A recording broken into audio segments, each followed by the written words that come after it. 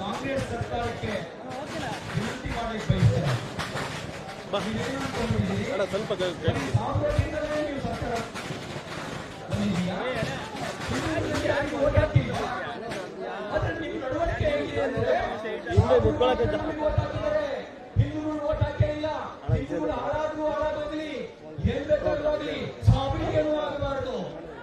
ಈ ಮಾನಸಿಕತೆಯಿಂದ ಹೊರಗೆ ಬನ್ನಿ. ಈ ಮಾನಸಿಕತೆಯಿಂದ ಹೊರಗೆ ಬನ್ನಿ. ನಮಗಾಗಲಿ ಜೆಡಿಎಸ್ ಆಗಲಿ ಯಾರು ರಾಜಕಾರಣ ಮಾಡಕ್ ಬಂದಿಲ್ಲ. ಕೇಸರಿ ಸಲುವಾಗಿ ಬಂದಿದ್ದಾರೆ, ಹಿಂದೂಗಳ ಸಲುವಾಗಿ ಬಂದಿದ್ದಾರೆ. ಹಿಂದೂಗಳ ವಿಷಯದ ರಾಜಕಾರಣ ಇಲ್ಲ, ದೇಶದ ವಿಷಯದ ರಾಜಕಾರಣ ಮಾಡಕ್ ಬರ್ತಾ ಪಾಕಿಸ್ತಾನ ಸಿದ್ಧವಾದಂತವರಿಗೂ ಕೂಡ ನಮ್ಮನ್ನು ಕೈಗೊಳ್ತಿ ಮಾಡ್ತೀನಿ.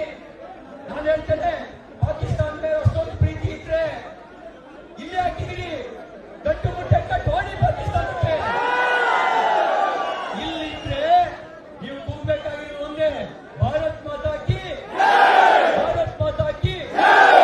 ನಾವು ಯಾವತ್ತೂ ಸಾರು ನಮ್ಮ ದೇವಸ್ಥಾನ ಮುಂದೆ ಬರಬಾರದು ಅಂತ ಹೇಳುವ, ಆದ್ರೆ ನಿಮಗೆ ನಮ್ಮ ಮಸೀದಿ ಮುಂದೆ ಬರಬಾರದು ಅನ್ನುವಂತ ದಾಸ್ಯ ನಿಮಗೆ. ನಾನು ಹೇಳಕ್ ಬಯಸ್ತೇನೆ, ಮಹಾವಿಷ್ಣು ವಾಮನ ಅವತಾರ ಎತ್ತಿ ಭೂಮಿ ಆಕಾಶ ಪಾತಾಳ ಮೂರನ್ನು ಮಹಾವಿಷ್ಣು ತಗೊಂಡಿದ್ದಾನೆ. ನಾವು ಕೂಡ ಇದೆಲ್ಲ ಇಡೀ ಭೂಮಿಯೇ ಹಿಂದೂಗಳು ಅಂದ್ರೆ ನೀವೆಲ್ಲಿ ಹೋಗ್ತೀರಿ, ನೀವೆಲ್ಲಿಗೆ ಹೋಗ್ತೀರಿ? ಇಲ್ಲಿ ಏನಾಗಿದೆ ಅಂದ್ರೆ ಇಸ್ಲಾಂ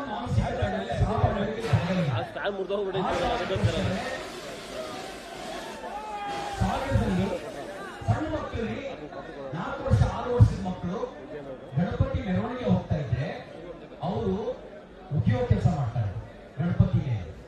ಆ ಮಕ್ಕಳಿಗೆ ಮನಸ್ಸಿನಲ್ಲಿ ವಿಷಬೀಜ ಬಿತ್ತವ್ರು ಯಾರು? ಎಲ್ಲಿಂದ ವಿಷಬೀಜ ಬಿತ್ತವರು? ಭದ್ರಾವತಿನಲ್ಲಿ ಪಾಕಿಸ್ತಾನದಿಂದ ಘೋಷಣೆ ಕೊಡ್ತಾರೆ. ಭದ್ರಾವತಿ ಶಾಸಕ ಕಾಂಗ್ರೆಸ್ ಶಾಸಕ ಸಂಗಮೇಶ್ ಹೇಳ್ತಾನೆ, ಮುಂದಿನ ಜನ್ಮದಲ್ಲಿ ನಾನು ಮುಸಲ್ಮಾನ ಹುಟ್ಟಬೇಕು ಅಂತ. ನಾನು ಒಂದು ಮಾತು ಹೇಳಕ್ ಬಯಸ್ತೇನೆ, ಇಸ್ಲಾಂನಲ್ಲಿ ಪುನರ್ಜನ್ಮಕ್ಕೆ ಅವಕಾಶ ಇಲ್ಲ. ಇಸ್ಲಾಂನಲ್ಲಿ ಪುನರ್ಜನ್ಮಕ್ಕೆ ಅವಕಾಶ ಇಲ್ಲ. ಯಾಕೆ ಕಾಯ್ತೀಯಾ? ಮುಂದಿನ ಜನ್ಮದವರೆಗೂ ಮುಂದಿನ ಜನ್ಮವಾಗಿ ಮನುಷ್ಯ ಆಗಿರ್ತೀಯೋ, ನಾಯಿ ಆಗಿರ್ತೀಯೋ, ಕಪ್ಪೆ ಆಗಿರ್ತೀಯೋ, ಹಂದಿ ಆಗಿರ್ತೀಯೋ? ಈಗ ಹಂದಿ ಆಗಿರ್ತೀಯೋ ಗೊತ್ತಿಲ್ಲ. ಆಗತ್ತಿದ್ರೆ ಯಾಕೆ ಬಸವ ತತ್ವಕ್ಕೆ ಅಪಚಾರ ಬಯಸ್ತೀಯಾ? ಯಾಕೆ ಸನಾತನ ಹಿಂದೂ ಧರ್ಮಕ್ಕೆ ಅಪಚಾರ ಬಯಸ್ತೀಯಾ? ಈಗಲೇ ಆಗ್ಬಿಡು. ಏನು ತುದಿ ಒಂದು ಕಟ್ ಮಾಡ್ತಾರೆ, ಕಟ್ ಮಾಡಿಸ್ಕೋ.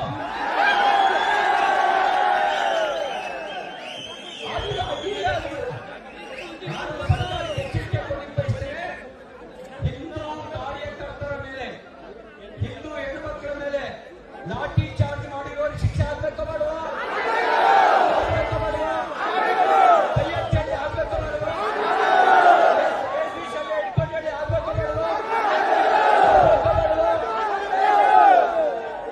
ಯಾರು ಕಲ್ಲು ಹೊಡ್ತಾ ಆ ಕಲ್ಲು ಹೊಡ್ತಾ ಹಿಂದ್ಗಡೆ ಯಾರ್ಯಾರಿದ್ದಾರೆ ಒತ್ತುವರೆಗೆ ಹಾಕ್ಬೇಕು ಮಾಡುವ, ಗುಂಡ ಹಾಕ್ಬೇಕು ಮಾಡುವ, ಗುಂಡ ಹಾಕಿ ನಿಮಗೆ ತಾಕತ್ತಿದ್ರೆ ನ್ಯಾಯದ ಪರವಾಗಿ ನಿಲ್ಬೇಕು ಅಂತಿದ್ರೆ ಅಲ್ಲಿ ಯೋಗಿ ಆದಿತ್ಯನಾಥ್ ಬುಲ್ಡೋಜರ್ ಇದೆಯಲ್ಲ, ಆ ಬುಲ್ಡೋಜರ್ ನೋಡಿಸಿ ನೀವು. ಅಕ್ರಮವಾಗಿ ಮಸೀದಿ ಕಟ್ಟಿದ್ರಿ, ಅಕ್ರಮವಾಗಿ ಮಸೀದಿ ಕಟ್ಟಿದ್ರಿ. ಬಾಲ ಬಿಚ್ಚಿದ್ರೆ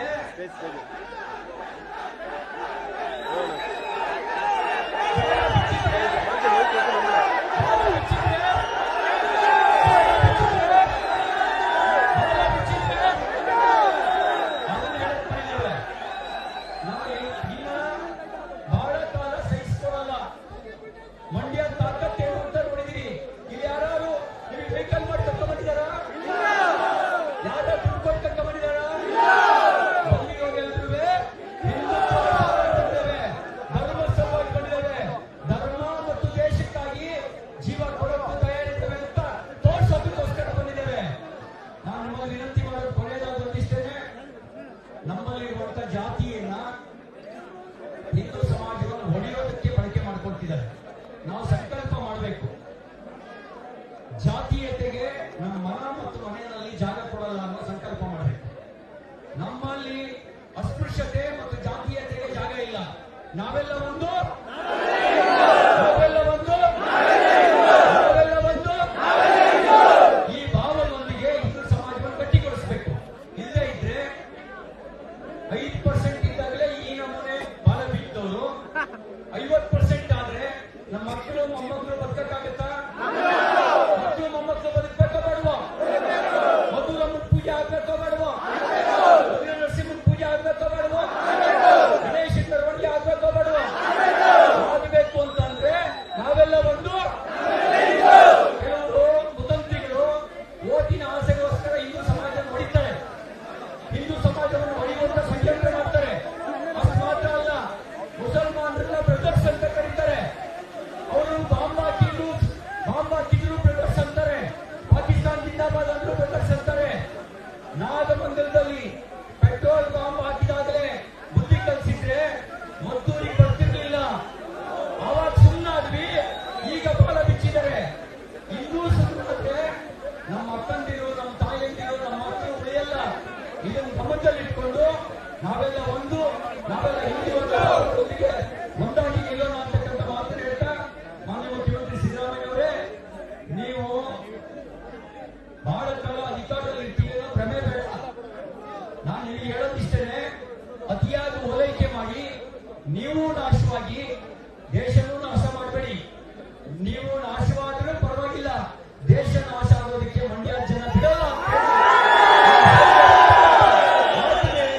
ಭಾರತ್ ಮಾತಾ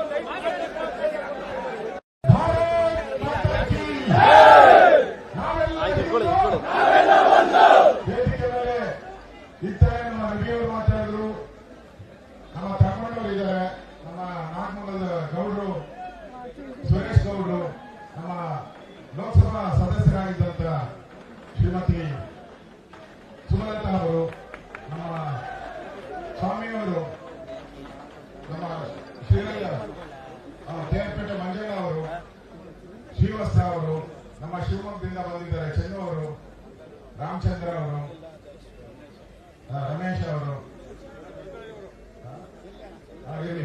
ನಮ್ಮ ಡಾಕ್ಟರ್ ಇಂದ್ರೇಶ್ ಅವರು, ನಮ್ಮ ಶ್ರೀರಂಗಪಟ್ಟಣದ ಸಚಿವರು, ತಾಯಂದಿರು. ನಾನು ಯಾಕೆ ಇಲ್ಲಿ ಬಂದಿದ್ದೀನಿ ಅಂದ್ರೆ, ಮೊನ್ನೆ ಒಬ್ಬ ತಾಯಿ, ಒಬ್ಬ ಹೆಣ್ಣುಮಗಳು, ಅವಳು ಮಾಧ್ಯಮದ ಮುಂದೆ, ಟಿವಿ ಮುಂದೆ ಕೂತ್ಕೊಂಡು ಆ ರಸ್ತೆಯಲ್ಲಿ ಬಾಯ್ ಮಾಡ್ಕೊಂಡು ಇದೇನು ಮಿನಿ ಪಾಕಿಸ್ತಾನ ಅಂತ ಧೈರ್ಯದಿಂದ ಕೇಳಿದ್ರು. ಆ ಧೈರ್ಯ ತುಂಬಕ್ಕೋಸ್ಕರ ಇವತ್ತು ನಾನು ಮದ್ದೂರಿಗೆ ಬಂದಿದ್ದೀನಿ. ಮದ್ದೂರು ಏನ್ ಫೇಮಸ್? ವಡೆಗೆ ಫೇಮಸ್. ಮದ್ದೂರು ವಡೆ ಫೇಮಸ್. ಸಿದ್ದರಾಮಯ್ಯ, ಡಿ ಕೆ ಶಿವಕುಮಾರ್, ನಿಂಗೆ ಅವ್ರಿಗೆ ಸಪೋರ್ಟ್ ಮಾಡ್ತಾ ಇದ್ರೆ ನಿನ್ ತಲೆ ಮೇಲೆ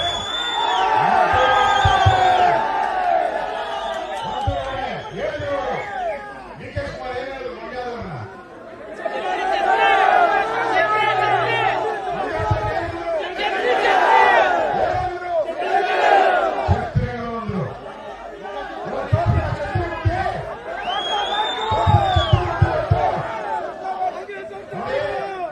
ನಾವು ಈ ಗಜ್ರಿ ಮೊಹಮ್ಮದ್, ಗೋರಿ ಮೊಹಮ್ಮದ್, ಈ ಬಾಬರ ಇವರೆಲ್ಲ ದಾಳಿಗಳನ್ನ ನೋಡಿದ್ದೀವಿ ನಾವು. ಅದೆಲ್ಲ ಮುಗಿದು ಹೋಯ್ತು. ಇನ್ನೇನಿದ್ರು ಕಾಲ ಹಿಂದೂಗಳ ಕಾಲ ಇದು. ಭಾರತ ಮಾತೆಗೆ ಜೈ ಅನ್ನೋರು ಮಾತ್ರ ಇಲ್ಲಿ ಅವಕಾಶ. ಪಾಕಿಸ್ತಾನದವರು ಜೈ ಅಂದ್ರೆ ಕಟ್ಟಿ ಪಾಕಿಸ್ತಾನಕ್ಕೆ ಕಳಿಸ್ತೀವಿ, ಪಾಕಿಸ್ತಾನಕ್ಕೆ ಕಳಿಸ್ಬಿಡ್ತೀವಿ. ಸಿದ್ದರಾಮಯ್ಯ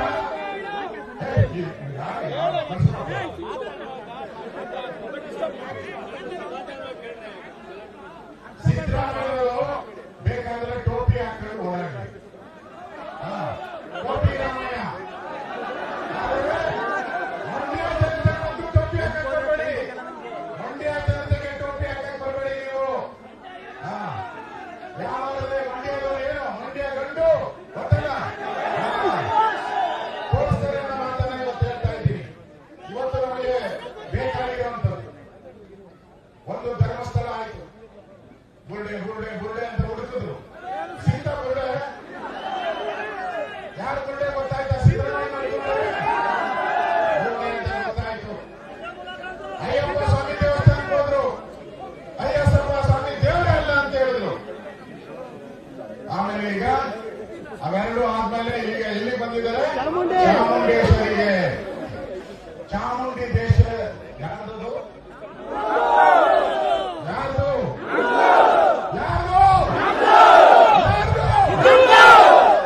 ಡಿ ಕೆ ಶಿವಕುಮಾರ್ ಕೇಳಿಸ್ರಿ. ಅವ್ರು ಹೇಳಿದ್ದಾರೆ ನಮ್ದಲ್ಲ ಅಂತ ಹೇಳಿದ್ದಾರೆ. ಡಿ ಕೆ ಶಿವಕುಮಾರ್ ಕೇಳಬೇಕು. ಯಾರ್ದು ಚಾಮುಂಡೇಶ್ವರಿ? ಮದ್ದೂರಮ್ಮ ಯಾರ್ದು? ಬಂದ್ರೆ ಏನ್ ಮಾಡ್ತೀವಿ ಅಂತ ಹೇಳ್ಬೇಕು. ಅವ್ರಿಗೆ ಏನ್ ಮಾಡ್ತೀವಿ ಅಂತ ಹೇಳ್ಬೇಕು. ಎಚ್ಚರಿಕೆಯನ್ನ ಕೊಡ್ತಾ ಇದ್ದೀವಿ ನಾವು. ಚಾಮುಂಡೇಶ್ವರಿನೂ ಬಿಡಲ್ಲ, ಮದ್ದೂರಮ್ಮನೂ ಬಿಡಲ್ಲ. ಯಾವುದೇ ಮಿನಿ ಪಾಕಿಸ್ತಾನ ಆಗಕ್ಕೆ ಯಾವುದೇ ಕಾರಣಕ್ಕೂ ಅವಕಾಶ ಕೊಡಲ್ಲ ಅಂತ ಹೇಳಕ್ಕೆ ನಾವಿಲ್ಲೆಲ್ಲ ಸೇರಿರೋದು. ಇಷ್ಟೊಂದು ಜನ ಇವತ್ತು ನಾವು ನೋಡ್ತಾ ಇದ್ದೀವಿ. ಧರ್ಮಸ್ಥಳದಲ್ಲಿ ಬುರುಡೆ ಹುಡುಕಿದ್ದಾಗಿದೆ. ಏನು ಸುದ್ದಿ? ನಾನು ಕೇಳ್ತೀನಿ, ಕಾಂಗ್ರೆಸ್ ಅವರಿಗೆ ಮಾನವೀಯತೆ ಇದೆಯಾ ನಿಮಗೆ? ಒಂದು ಮಸೀದಿ ಬುರುಡೆ ಮೂಡ ಹುಡುಕಿದ್ದೀರ ಹೋಗಿ ಎಲ್ಲ? ನಾನು ಹೇಳ್ತಾ ಇದ್ದೀನಿ ಇವತ್ತು ಮಸೀದಿಗಳಲ್ಲೆಲ್ಲ ಕಲ್ಲು ಊತಾಕವ್ರೆ, ಎಲ್ಲ ಕಲ್ಲುಗಳು ಊತಾಕವ್ರೆ, ಬಾಂಬ್ಗಳು ಊತಾಕವ್ರೆ. ಹೋಗಿದ್ದೀರಾ? ದಮ್ಮಿಗೆ ಸಿದ್ದರಾಮಯ್ಯವರೇ ಹೇಳ್ದ ಅಂತ ಹೇಳ್ಬಿಟ್ಟು, ಅವ್ರು ಯಾರೋ ಬುರುಡೆ ಐತೆ ಅಂತ ಹೇಳ್ದ ಅಂತ ಹೇಳ್ಬಿಟ್ಟು ಇಡೀ ಧರ್ಮಸ್ಥಳದ ನಗರ ಏನಾಗೋದು ಎಷ್ಟಪ್ಪ? 3 ಅಡಿ 6 ಅಡಿ ಉಳೋದು. ಏನ್ 25 ಅಡಿ ಹೋಗ್ತಾರೆ. ನೀವೇನು ಮಾತಾಡಕ್ಕೆ ಹೋಗ್ತಾರೆ ನಿಮ್ ಸ್ವಲ್ಪ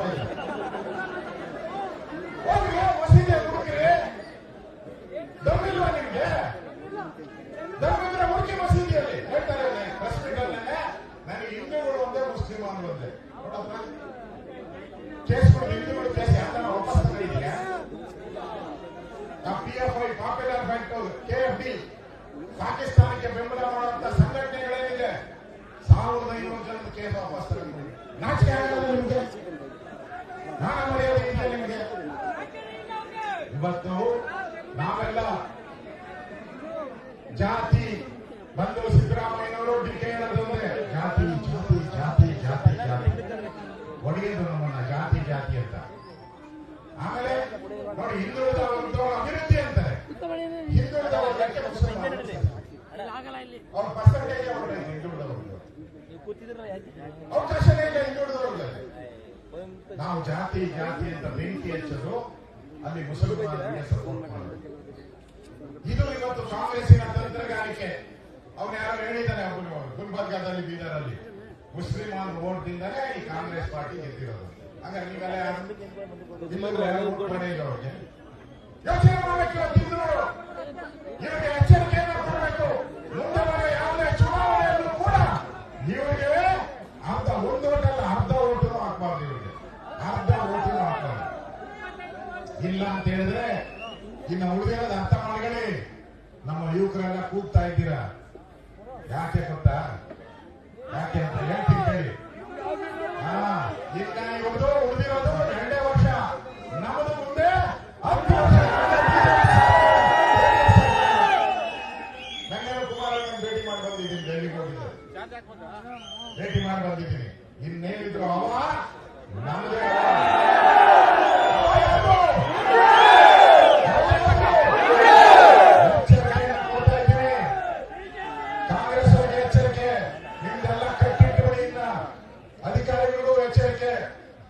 ನಡೆಯಲ್ಲ. ಅರ್ಧ ಆಯುಷ್ ಮುಗಿದೋಯ್ತು ನಿಮ್ಮದು. ಇವತ್ತು ಮದ್ದೂರಮ್ಮ ಜಾತ್ರೆ ಇರ್ಬೋದು, ಗಣಪತಿ ಉತ್ಸವ ಇರ್ಬೋದು, ರಾಮನವಮಿ ಇರ್ಬೋದು. ಅಲ್ಲ, ನಾನು ಕೇಳ್ತೀನಿ ನಿಮ್ಮನ್ನ, ಅಲ್ಲಪ್ಪ ಗಣೇಶ್ ಹಬ್ಬ ಹಿಡಿಸಿದ್ರಿ, ದಿನ ಮಾಡ್ತೀರಾ ಗಣೇಶ್ ಹಬ್ಬ? ಒಂದೇ ಸರಿ ಗಣೇಶ್ ಹಬ್ಬ ದಿನ ಬಾಬಾ ಮಾಡ್ಕೊಂತಾರಲ್ಲ, ಬೆಳಗ್ಗೆ ಒಂದ್ಸರಿ, ಮಧ್ಯಾಹ್ನ ಒಂದ್ಸರಿ, ರಾತ್ರಿ ಒಂದ್ಸರಿ.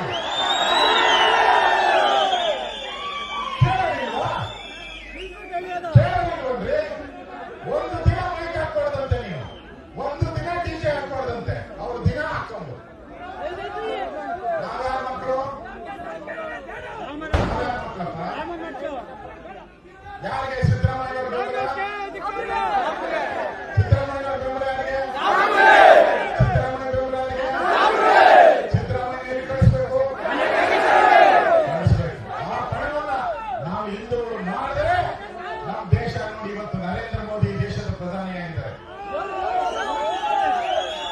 ದೇಶದಲ್ಲಿ ಹಿಂಗೆ ಮಾಡ್ತಾ ಇದ್ರು, ದೇಶದಲ್ಲಿ ಹಿಂಗೆ ಮಾಡ್ತಾ ಇದ್ರು.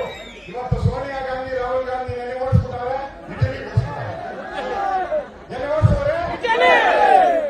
ದೇಶದಲ್ಲಿ ಓಡಿಸವ್ರೆ. ಈ ಕರ್ನಾಟಕದಲ್ಲಿ ಬಂದೈತೆ ನಮ್ಗೆ. ಈ ಸಿದ್ದರಾಮಯ್ಯನವರು ಅವ್ರ ಇಟಲಿ ಜೊತೆ ಪಾಸ್ಪೋರ್ಟ್ ಕೊಟ್ಬಿಟ್ಟು ಇಲ್ಲಿ ಕರ್ನಾಟಕದಲ್ಲಿ ಇಟಲಿ ಸರ್ಕಾರ ಆಗಕ್ಕೆ ಬಿಡಲ್ಲ, ಸರ್ಕಾರ ಆಗಕ್ಕೆ ಬಿಡಲ್ಲ, ಮುಲ್ಲಾಗಳ ಸರ್ಕಾರ ಆಗಕ್ಕೆ ಬಿಡಲ್ಲ ಅಂತ ನಾವು ಹೇಳ್ಬೇಕು, ಜೋರಾಗಿ ಹೇಳ್ಬೇಕು. ಏನೋ ಇವತ್ತು ಗಣೇಶ ತೆಗೆದ್ರು, ಅದಕ್ಕೆಲ್ಲ ನಾವು ಒಟ್ಟಿಗೆ ಸೇರಿಬಿಟ್ಟಿದ್ರಿ. ನಾವೆಲ್ಲ ನಾವು ಮಾತ್ರೆ ಚಕ್ರಾಗಳು ನಮ್ಮನ್ನ ಬಿಡಲ್ಲ. ನಮ್ಮ ರಾಜ್ಯದ ಅಧ್ಯಕ್ಷರಾದಂತ ವಿಜೇಂದ್ರರು ಕೂಡ ಇವತ್ತು ನಮ್ಮ ಜೊತೆ ಮೆರವಣಿಗೆಯಲ್ಲಿ ಬಂದಿದ್ರು. SC ST ಒಂದು ದಲಿತ ಇದ್ರದ್ದು ಹಿಂದುಳಿದ ವರ್ಗದವರ ಒಂದು ಸಭೆ ಇದೆ ಅಂತ ಅವರು ಹೋಗಿದ್ದಾರೆ. ನಾವೆಲ್ಲ ಒಟ್ಟಿಗೆ JDS ಅವರು ಎಲ್ಲ ಮುಖಂಡರು ಬಂದಿದ್ದಾರೆ. ನಾವೆಲ್ಲ ಒಟ್ಟಾಗಿರ್ತೀವಿ, ಆಡು ಜೇನಂತ ಇರ್ತೀವಿ. ನಾವು ಮುಂದೆ ಈ ಕರ್ನಾಟಕದಲ್ಲಿ ಇರ್ತಕ್ಕಂಥ ಈ ದುರ್ಬಲ ಸರ್ಕಾರ, ಮುಸ್ಲಿಮರ ಪರವಾಗಿ, ಮುಲ್ಲಾಗಳ ಪರವಾಗಿ ಇರುವಂತ ಸರ್ಕಾರವನ್ನ ಕಿತ್ತಬಹುದು. ಕರ್ನಾಟಕದಲ್ಲಿ ಅಂಬೇಡ್ಕರ್ ಸಂವಿಧಾನವನ್ನ ಎತ್ತಿ ಹಿಡಿಯುವಂತ ಕೆಲಸವನ್ನ ಸಂದೇಶವನ್ನು ಇವತ್ತು ನಾವು ಕೊಡಬೇಕಾಗಿದೆ ಬಂಧುಗಳೇ. ಅದಕ್ಕೋಸ್ಕರ ನಾವೆಲ್ಲರೂ ಕೂಡ ಬಂದಿರೋದು. ಒಂದು ಮಾತು ನಾವು ಕೊನೆಯದಾಗಿ ನನ್ನ ಮಾತು ಮುಗಿಸ್ತಾ ಇದ್ದೀವಿ. ನಾವು ಎಚ್ಚರಿಕೆ ತಪ್ಪಾಗುತ್ತೆ. ಇವತ್ತು ಹಿಂದೂಗಳು ಹೆಣ್ಣು ಮಕ್ಕಳು ಬೀದಿಗಿಳಿದ ನನ್ಗೆ ಆಶ್ಚರ್ಯ ಆಗುತ್ತೆ. ಅಲ್ಲಿ ಪೊಲೀಸ್ ಅಧಿಕಾರಿಗಳು ಬಂದಿದ್ರು. ಬೆಳಗ್ಗೆ ಒಂದು ಸಭೆ ಮಾಡಿದೆ ನಾನು, DC ಹತ್ರ, SC ಹತ್ರ, AC ಎಲ್ಲರೂ ಬಂದಿದ್ರು ಅಧಿಕಾರಿ. ಅವ್ರು ಹೇಳಿದ್ರು, ಮೊದಲ ಬಾರಿಗೆ ಹೆಣ್ಣು ಮಕ್ಕಳು ಬೀದಿಗೆ ಇಳಿದು ಪ್ರತಿಭಟನೆಗೆ ಬಂದಿದ್ರು. ಇದೇನ್ ತೋರಿಸ್ತದೆ ಅಂದ್ರೆ ಈ ದುರಾಡಳಿತ ಮುಂದೆ ಸಿದ್ದರಾಮಯ್ಯವರೇ ಇದ್ರೆ ಬರದ್ ಮಾಡ್ಕೊಂಡು ಹೇಳ್ತೀನಿ, ಗಣಪತಿ ಹಬ್ಬನ ಬ್ಯಾನ್ ಮಾಡಕ್ ಹೋಗ್ತಾರೆ.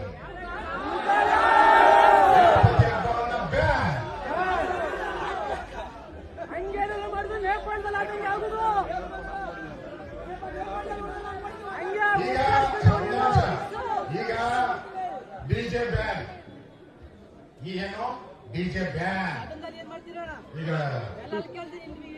ಚಿತ್ರದುರ್ಗದಲ್ಲಿ ಡಿಜೆ ಬ್ಯಾನ್ ಆಗಿದೆ. ಡಿಜೆ ಬ್ಯಾನ್ ಮಾಡಿದ್ದಾರೆ. ಮಸೀದಿ ಮುಂದೆ ಮೆರವಣಿಗೆ ಹೋಗೋದನ್ನ ಬ್ಯಾನ್ ಮಾಡಿದ್ದಾರೆ. ಮುಂದೆ ಗಣೇಶ ಹಬ್ಬವನ್ನು ಬ್ಯಾನ್ ಮಾಡಿದ್ದಾರೆ. ಈ ಎಚ್ಚರಿಕೆಯನ್ನು ನಾವು ತೆಗೆದುಕೊಳ್ಬೇಕು. ನಮ್ಮ ಹೋರಾಟ ಇಲ್ಲಿಗೆ ನಿಲ್ಲಬಾರದು. ನಾವು ವಿಧಾನಸಭೆ ಒಳಗಡೆನೂ ಕೂಡ ಧರ್ಮಸ್ಥಳದ ವಿಚಾರವಾಗಿ ಹೋರಾಟವನ್ನು ಮಾಡಿ ಸರ್ಕಾರಕ್ಕೆ ಚಿಡಿಗೇಟನ್ನು ಕೊಟ್ಟಿದ್ದೀವಿ. ಇವತ್ತು ಮದ್ದೂರಲ್ಲಿ ನೀವು ಕೂಡ ಅದೇ ರೀತಿಯ ಹೋರಾಟವನ್ನು ಮಾಡಿದ್ದೀರಾ. ಮದ್ದೂರು ಜನತೆಗೆ ನಾನು ಅವರೆಲ್ಲರ ಪಾಲಕ ವರ್ಗಗಳಿಗೆ ನಾನು ನಮಸ್ಕಾರ ಮಾಡ್ತಾ ಇದ್ದೀನಿ. ನಿಮ್ಮ ಹೋರಾಟ ಮದ್ದೂರಿಗೆಲ್ಲ ಬಂದಿರೋದು ಇವತ್ತು ಎಲ್ಲಿ ಉತ್ತರ ಪ್ರದೇಶ, ಡೆಲ್ಲಿ ಎಲ್ಲ ಕಡೆ ಎಲ್ಲ ಚಾನಲ್ ಅವರು ಬಂದಿದ್ದಾರೆ. ಆಲ್ ಇಂಡಿಯಾ ಚಾನಲ್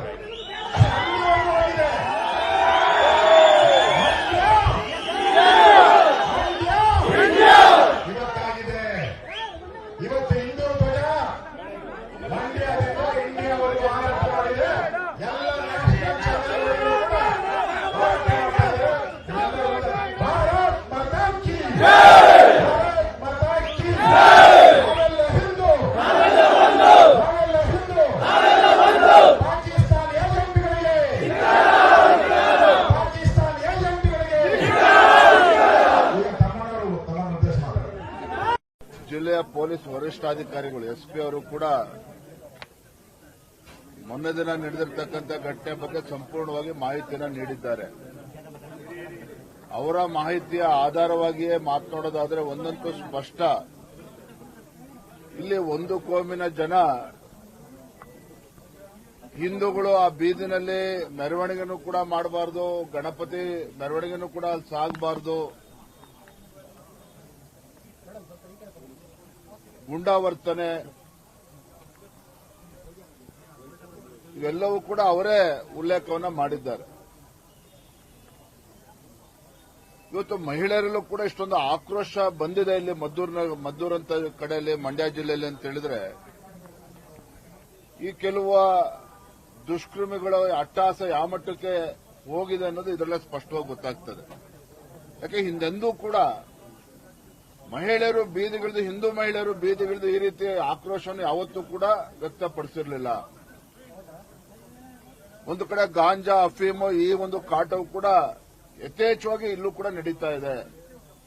ಹಿಂದೂ ಹೆಣ್ಣುಮಕ್ಕಳು ಗೌರವವಾಗಿ ರಸ್ತೆಯಲ್ಲಿ ನಡ್ಕೊಂಡು ಹೋಗೋದಕ್ಕೂ ಕೂಡ ಅಸಾಧ್ಯ ಆಗುವಂತ ವಾತಾವರಣ ಮದ್ದೂರಂತ ಕಡೆನೆ ನಿರ್ಮಾಣ ಆಗಿದೆ ಅಂತ ಹೇಳಿದ್ರೆ ಇವತ್ತು ಯಾವ ರೀತಿ ಇಂಥ ದೇಶದ್ರೋಹಿಗಳು ಇಲ್ಲಿ ಮೆರಿತಾ ಇದ್ದಾರೆ ಅಂತೇಳಿ ಇದರಲ್ಲೇ ಸ್ಪಷ್ಟವಾಗಿ ಗೊತ್ತಾಗ್ತದೆ.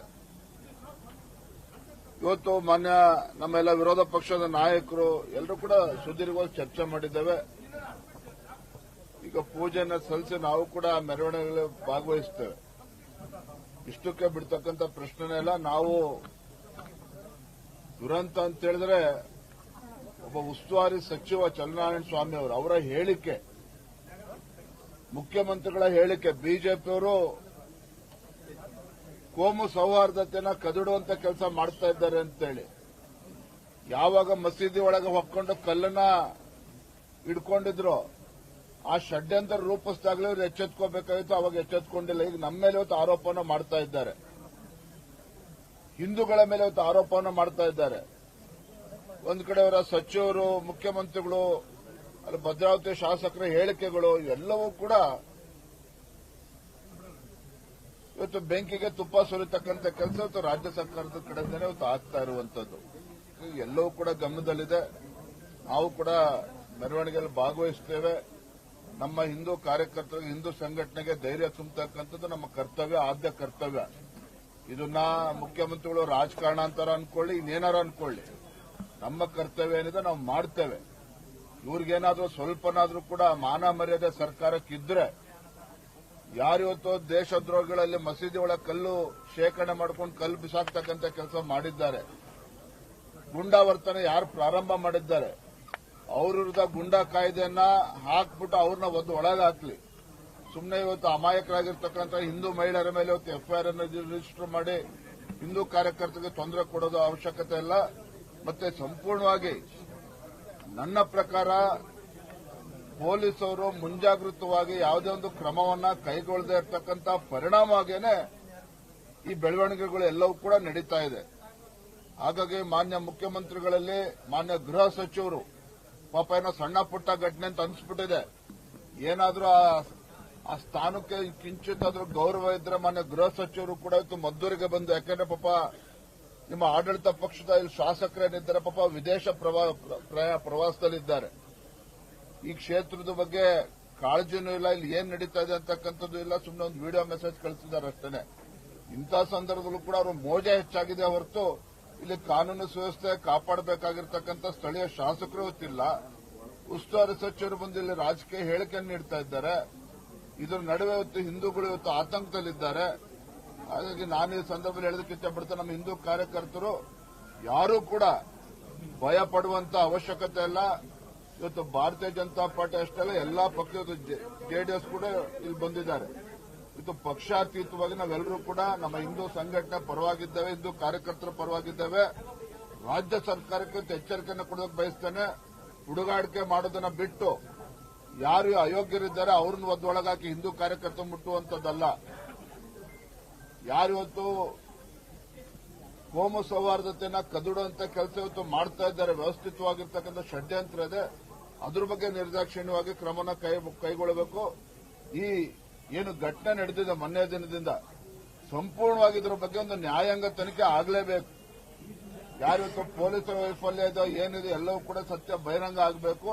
ಹಾಗಾಗಿ ನಾವು ಒತ್ತಾಯ ಮಾಡ್ತೇವೆ, ಆಗ್ರಹ ಮಾಡ್ತೇವೆ, ಈ ಸಂಪೂರ್ಣ ಘಟನೆ ಬಗ್ಗೆ ಒಂದು ನ್ಯಾಯಾಂಗ ತನಿಖೆ ಆಗಬೇಕು ಅಂತೇಳಿ ಆಗ್ರಹ ಪಡಿಸ್ತಾ ಇದ್ದಾರೆ. ಕಳೆದ ಬಾರಿ ಕೂಡ ನಾಗಮಂಗಲದಲ್ಲಿ ಇದೇ ರೀತಿ ಗಲಾಟೆ ಆಗಿತ್ತು, ಇವತ್ತು ಆಗ್ತಾ ಇದೆ. ಸರ್ಕಾರ ಗಂಭೀರ ತೆಗೆದುಕೊಳ್ತಾ ಇಲ್ವಾ ಗಣೇಶ ಮೂರ್ತಿ ವಿಚಾರದಲ್ಲಿ? ಮುಖ್ಯಮಂತ್ರಿಗಳ ಹೇಳಿಕೆ, ಮಂತ್ರಿಗಳ ಹೇಳಿಕೆ, ಆಡಳಿತ ಪಕ್ಷದ ಶಾಸಕರ ಹೇಳಿಕೆಯನ್ನ ಗಮನಿಸ್ತಾ ಇದ್ರೆ ಇವರೇನ್ ಹಿಂದೂಗಳ ಮತವನ್ನ ಪಡೆದುಕೊಂಡೇ ಇಲ್ಲ, ಹಾಗೆ ಅಧಿಕಾರಕ್ಕೆ ಬಂದಂತ ಕಾಣ್ತಾ ಇದೆ. ಇನ್ನು ಮುಖ್ಯಮಂತ್ರಿಗಳಿಗಂತೂ ಕೇಸರಿ ಕಂಡ್ರೆ ಆಗೋದಿಲ್ಲ. ಅವರಿಗೆ ಕೇಸರಿ ನೋಡಿದ್ರೆ ಕಿತ್ತು ಬಿಸಾಕ್ತಾರೆ. ಇವರ ನಡವಳಿಕೆನೂ ಕೂಡ ಎಲ್ಲೋ ಒಂದ್ ಕಡೆ ಇವತ್ತು ಕುಮ್ಮಕ್ಕನ್ನ ನೀಡುತ್ತಾ ಇದೆ.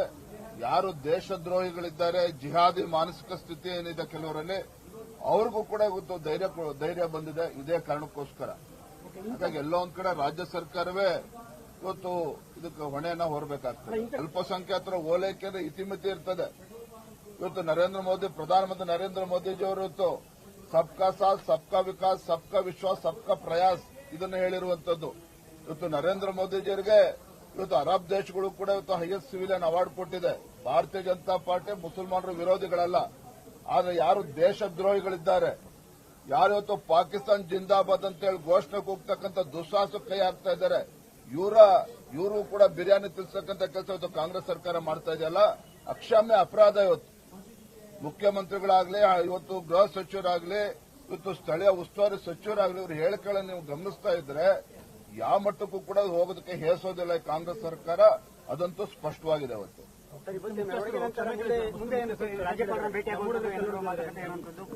ನೋಡಿ, ನಾನು ನೇರವಾಗಿ ಇವತ್ತು ಮುಸಲ್ಮಾನ ಧಾರ್ಮಿಕ ಗುರುಗಳಿದ್ದಾರೆ ಒಂದು ಕಿವಿ ಮಾತನ್ನು ಹೇಳೋದಕ್ಕೆ ಇಷ್ಟಪಡ್ತೇನೆ.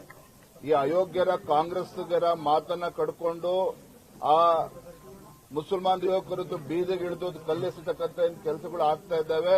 ಅವರ ಭವಿಷ್ಯವನ್ನು ಕೂಡ ಕಾಂಗ್ರೆಸ್ ಅವರು ಹಾಳು ಮಾಡ್ತಾ ಇದ್ದಾರೆ. ಇವತ್ತು ಜಮ್ಮು ಕಾಶ್ಮೀರದಲ್ಲಿ ಯಾವ ಮುಸಲ್ಮಾನರು ಅವರ ಕೈಯಲ್ಲಿ ಇವತ್ತು ಪಿಸ್ತೂಲನ್ನ ಹಿಡ್ಕೊಂಡಿದ್ರು, ಕಲ್ಲುಗಳನ್ನ ಹಿಡ್ಕೊಂಡಿದ್ರು, ಮೋದಿ ಅವರು ಕರೆ ಕೊಟ್ಟರು ಮುಸಲ್ಮಾನರಿಗಲ್ಲಿ ಆ ಕಾಶ್ಮೀರದಲ್ಲಿ ಹೇಳಿದ್ರು ಪ್ರಧಾನಮಂತ್ರಿಗಳು, ಇವತ್ತು ನಿಮ್ಮ ಪಿಸ್ತೂಲನ್ನ ಬಿಸಾಕಿ, ಕಲ್ಲನ್ನ ಬಿಸಾಕಿ, ನಿಮ್ಮ ಕೈಯಲ್ಲಿ ಕುರಾನ್ ಹಿಡ್ಕೊಳ್ಳಿ, ನಿಮ್ಮ ಕೈಯಲ್ಲಿ ಕಂಪ್ಯೂಟರ್ ಹಿಡ್ಕೊಳ್ಳಿ. ಮುಸಲ್ಮಾನ್ ಯುವಕರು ಕೂಡ ಇವತ್ತು ಮುಂಚೂಣಿಯಲ್ಲಿ ಬರಬೇಕು, ಅವರು ಕೂಡ ಇವತ್ತು ಒಳ್ಳೆ ಇದರಲ್ಲಿ ಬರಬೇಕು, ಅವರು ಶಿಕ್ಷಣವನ್ನು ಪಡೆದುಕೊಳ್ಳಬೇಕು.